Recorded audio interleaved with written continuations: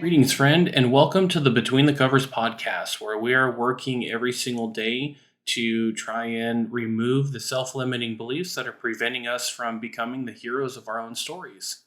And today, I wanted to talk about a topic that I share and discuss with many clients, and that is around friendship.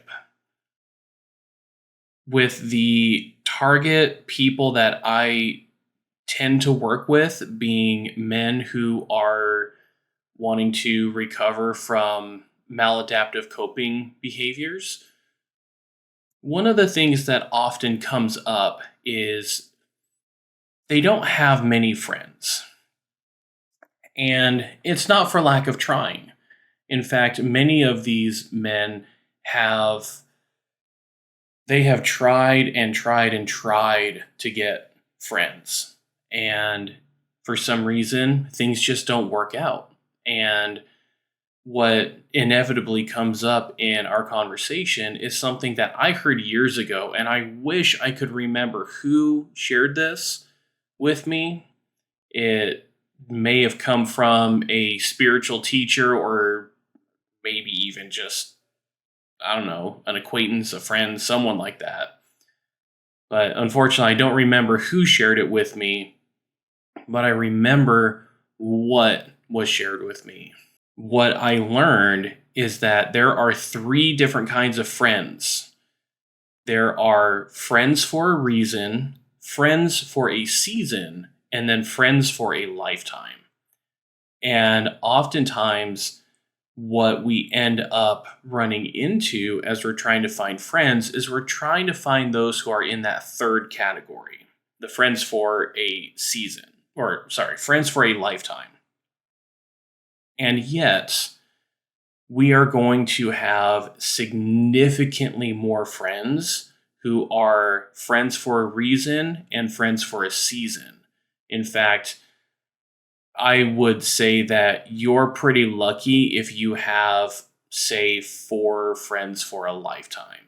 We're talking friends for a lifetime are pretty rare, and it has nothing to do with our endeavors to try. It's just kind of how life is. I mean, I have a good friend who was my best friend since I was in the first grade. And he and I are still friends, yet we don't really see each other all that often. We don't even really call or text each other that much. And yet, I would still say that this individual is a lifetime friend of mine. As we have gone our different ways, as we have different dynamics in our lives where we're both married, yet he has kids and Libby and I do not, kind of changes the dynamic of our friendship.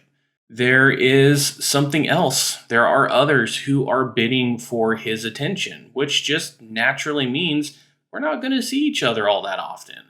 However, whenever this friend of mine and I do get together, it is such an awesome experience. It's as if time hasn't even passed between us.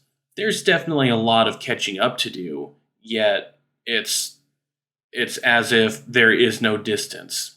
We are just picking up right where we left off.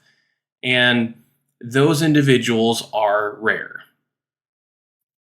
When I think about the friends that I've had in my times in school, in college, friends that I've had at places that I've worked, most of them were friends for a season.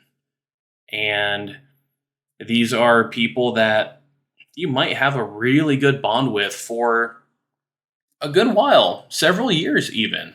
If we're talking about something that can take as long as attending school, and whether you graduate or if you're going for a GED, maybe you drop out and you go to a trade or you start a job or whatever the whatever your situation happens to be, these are individuals that you will spend a significant amount of time with.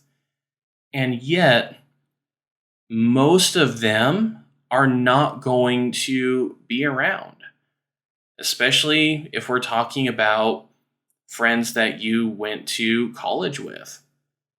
The university that I attended, I don't have anyone that were classmates or neighbors that I speak with anymore. We all went our own separate ways. They were friends for a season.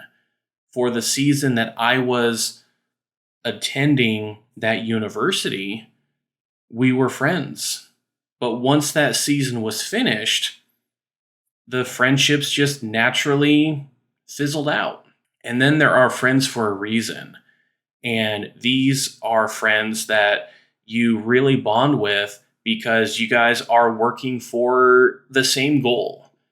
I think of a family member who really got into running, and he made some really good friends as they did like 5Ks together. They did a Tough Mudder, they did a Spartan challenge, and these were good friends of his. And then once he stopped running, kind of lost touch with some of those friends. Now, I don't know how often he is still in touch with these individuals, yet what I have observed is the reason is gone. And so the friendship naturally is gone as well.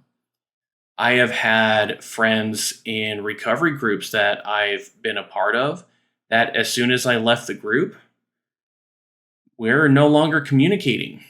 I have had friends that were really good and dear friends of mine while I was attending church. But as soon as I left the church, we're not talking anymore. The reason for our friendship is gone. And some of those I am deeply saddened by. And yet, I also understand that this is just how life works. I have some really good friends now who we get together every single week, almost every single week. And these are people that I play Dungeons and Dragons with. And we're having incredible conversations. We are bonding so much with each other. And as much as I long for all of these friends to be lifetime friends, I am also not holding on to these friendships with such a tight grip. I am just allowing them to be held in an open hand and just enjoy the time that I have. I don't know if things are going to change and they turn out to be seasonal or reasonal friends. Is reasonal even a word? If not, it is now. I'm going with it. Yet if the season or the reason of us being friends comes to an end, then I want to be able to look back fondly on the experiences that I had with these people and realize that it was a good time and things just changed. That is how life is. That's nature. It changes. It changes all the time. And I don't want to be one of those people who is so ridden with anxiety and trying to grasp onto something that I just can no longer grasp. It's not worth it. It's impossible to do. And as we're talking about friends, I don't want this to be a blanket statement. This isn't all encompassing by any means. One of the things that I have found within the circles that I've been a part of, that people will often struggle to find the kind of friendships that they want, the friendships that they need. And some of that is we're just not that great with commitment. And this is where I have to be careful because this is where it can turn into a blanket statement. What I have observed a lot is men in particular really struggle with commitment. They will say that they will do something, and yet the follow through is lacking. I have some hypotheses on why that is. And this is coming from my cisgendered white male American perspective here. One of the things that I often have experienced is when I'm meeting someone new, especially if I'm meeting another man, then there is this thought or even a belief, we'll say, that you have to figure out where you are in the pecking order compared to this individual that you're just meeting. And how do we figure that out? Through what we do. What's our job? What's our career? We need to know who it is that we're talking to and how to relate to them. Because if I am, say, I'll go the extreme example here. If I am just flipping burgers at a McDonald's and I get into a social situation where I'm talking with a doctor, then that person is technically my superior, and it's practically impossible for me to relate with this individual. They are so above me. And the opposite end can be true, where say that you are a rocket scientist and you are meeting for the first time someone who is a paraeducator, and there might be a sense of superiority, and it will impact how you relate with the people around you. And this is something that is inherently problematic when we are trying to make new friends. It's a competition in a lot of ways.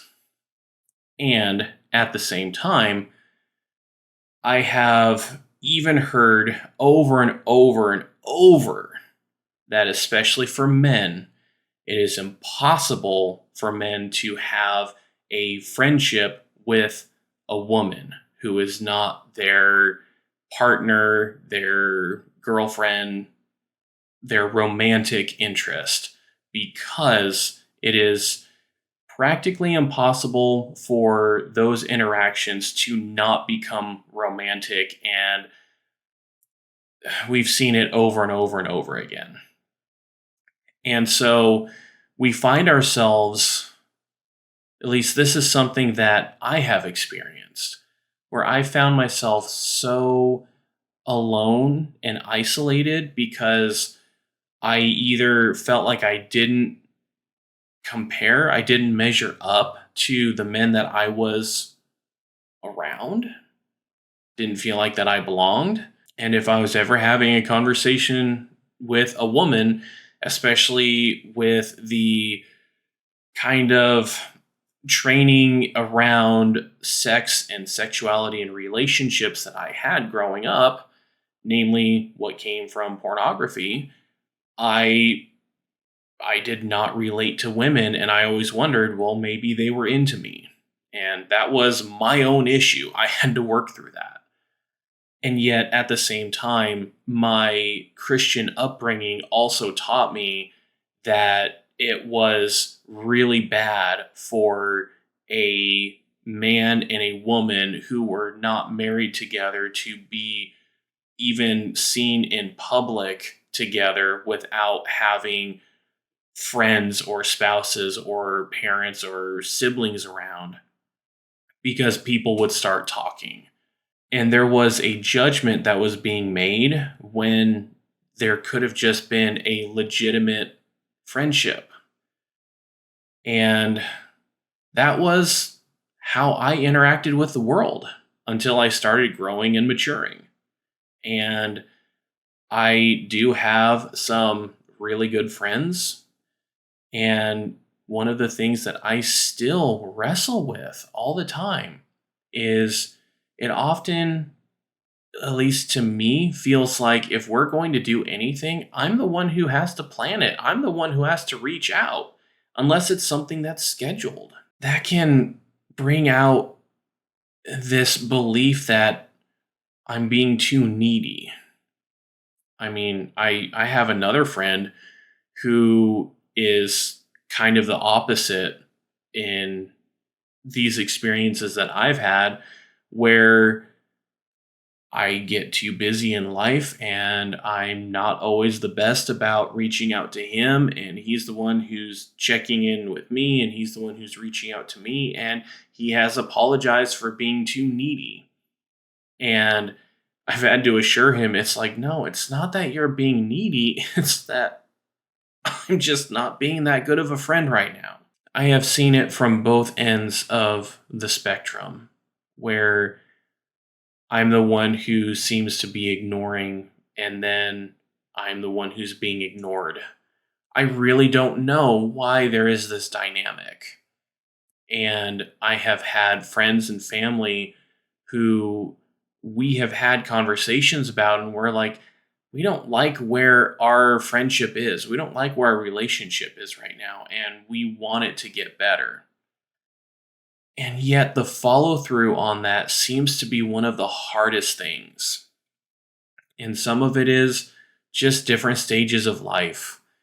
I mean, I have heard so many anecdotal stories of how people today are working harder for less income than ever before in America's history. We have people who are just trying to survive and they don't have the energy to even engage with their own family because they're spending so much time and energy trying to make ends meet, trying to pay the bills.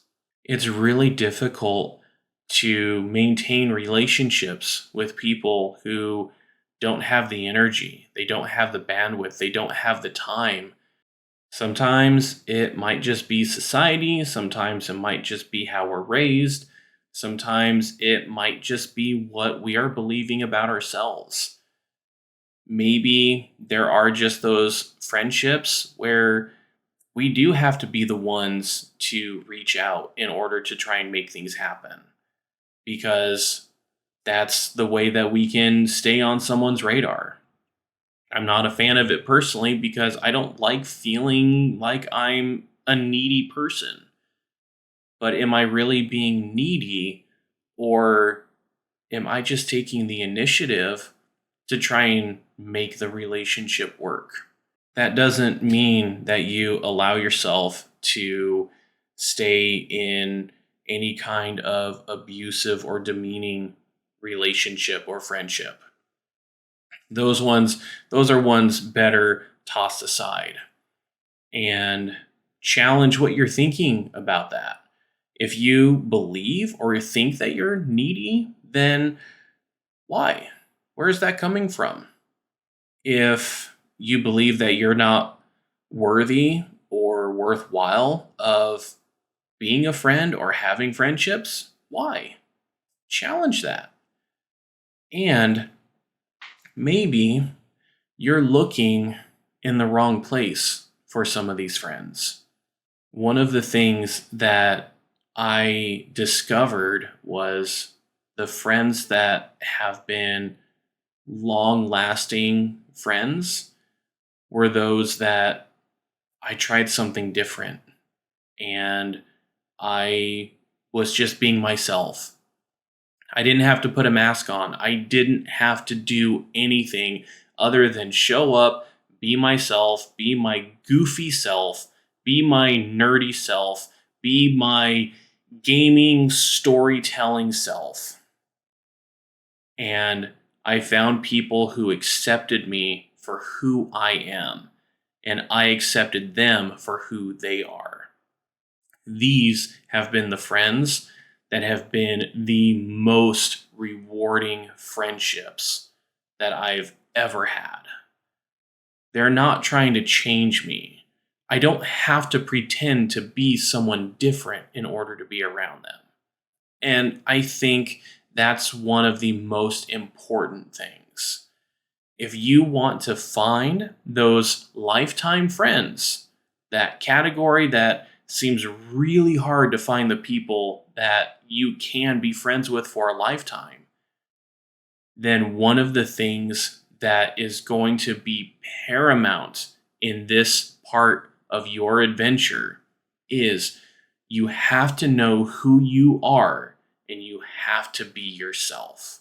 You can only wear a mask for so long before the mask just falls off. And if you're not comfortable with who is behind that mask, also known as who the real you is, then no one else is going to be interested in the real you. It's how you present yourself. It's the energy that you put into your interactions. If you are shy, then be shy. If you are someone who has some kind of bizarre interest, then be that person who has the interest and love it and enjoy it. But don't put on a false self to try and make friends. Because I've been there. Those people, they're not the ones who are going to stand with you when times get tough. They're not going to be the ones who will support you and love you when your real you starts to show up. Be your genuine self. And if you don't know who your genuine self is, then take some time to figure that out. Maybe talk with the people closest to you and ask them to describe you in 3 words and see what people are saying. See if it's something that relates to you. See if it's something that even makes sense, or what they're saying is based on how you're presenting yourself when you're not actually being who you are.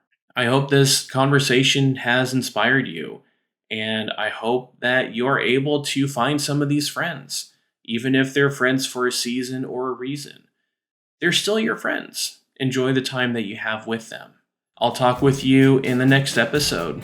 So until then, keep being your best self and live strong for today.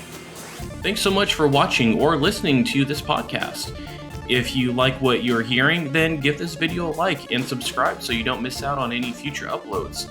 If you are interested in working with me, then take a look in the description where you can find my website or a link just to schedule a free 50-minute one-on-one call with me. Looking forward to talking with you soon.